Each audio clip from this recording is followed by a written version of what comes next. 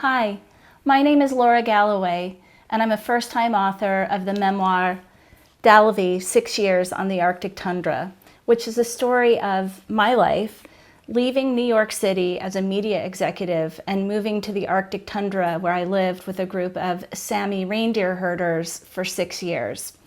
The book is not only about my time in the Arctic, but it is also really about what drove me to move so far away. And this includes a lot of my background and where I had grown up and a difficult childhood that left me with a lifelong search for belonging and a place to call home. What inspired you to write this book? Really, it was exactly that, a lifelong desire to find a place to call home. I had always felt like I didn't belong anywhere. My mother had died when I was very young. I was in a blended family, and I was always sort of the outcast in the world. I'd taken a DNA test that suggested that I might have some very ancient and distant DNA relating me to the Sami people, who are the indigenous inhabitants of Sweden, Norway, Finland, and the Kola Peninsula of Russia. And this really set me off on a journey and the catalyst of my entire story. How did you prepare before you went to Norway? Well, I had come from New York City, where preparing for going to the Arctic would mean getting a North Face coat. So basically, I traveled with my 2 cats and with clothing that was bad and inappropriate for the weather, and was on my way. Why did you decide to stay for 6 years?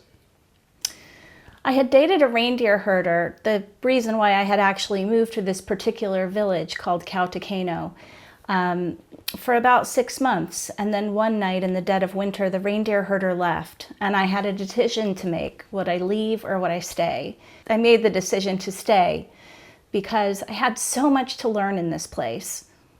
What surprised you most both about yourself and about the Sami people? I think what I learned the most is that we can have different cultures and customs and ideas about things, but at the end of the day, we are all the same. And for me, I really learned the real truth of the word resilience and pushing my limits just in terms of stretching myself with a new language, being in a new culture with different customs, and learning to survive. Can you read us a passage from the book? I would love to read a passage from the book, and I'm going to read from chapter 1, which is called Unraveled.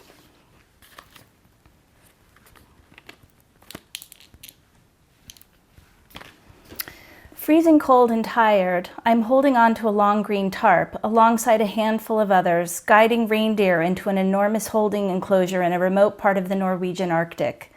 A giant buttery moon lies flat against the hard blue twilight sky, so low you feel as if you could easily touch it. It illuminates everything, from the jumpy reindeer moving en masse, a blinding flurry of hooves and poop and antlers, to my warm breath hitting the rimy cold night sky in plumes like a smoker with a phantom cigarette. As I look up at the moon, toes numb in my muddy boots from having stood for what feels like hours waiting for the herders to bring in the reindeer from the tundra, I'm struck by the absolute insanity and marvel of life, and of the improbable twists and turns in our stories that we could never begin to imagine. 1 year ago, a Saturday night would not have involved standing on the frozen expanse of the Finnmark Plateau with a family of Sami herders, watching steaming blood being scooped out of a reindeer carcass as it's field dressed by a grunting Sami man named Odd Hetta with a giant knife. 1 year ago, I would have been walking through Union Square in New York on my way to a progressively boozy dinner with friends, spending hours talking about their work and my media job. And did you read such and such in the New Yorker, and what show was on at MoMA, or what was happening in the increasingly worrying political landscape? And of course, there would have been talk of relationship problems, and there were always relationship problems, or money problems, and how busy everyone was. And then the evening would have slowly unraveled, everyone growing louder and more maudlin, until it was over, faded into a history of Saturdays just like every other one that came before it, followed by a sharp hangover the next day, a raft of emails and stress and worries about everything back in full view in an endless cycle.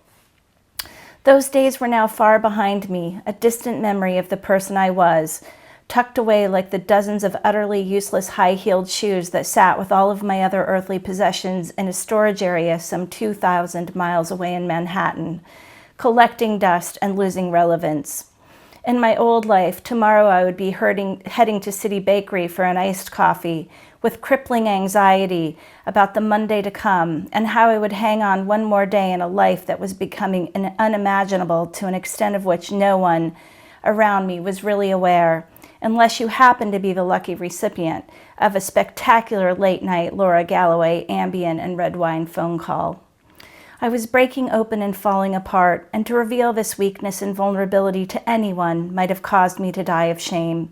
But the universe seemed to have plans for me, ones that would take me outside of everything I knew and everything that I thought made me me, to a place where I now think nothing of not showering for 3 days straight, and Saturday involves helping chop wood for a fence post, or cutting reeds to dry and braid into shoes for the brittle winter to come, or smoking reindeer meat in a tent called a lavu while drinking bitter black coffee and the smoke clinging to my hair and clothes and settling into my pores.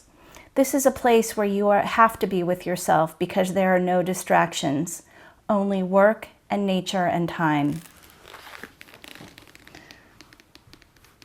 Thanks a lot, and I hope that you will check out my book, Dalavie, on sale at the Boulder Bookstore October 15th.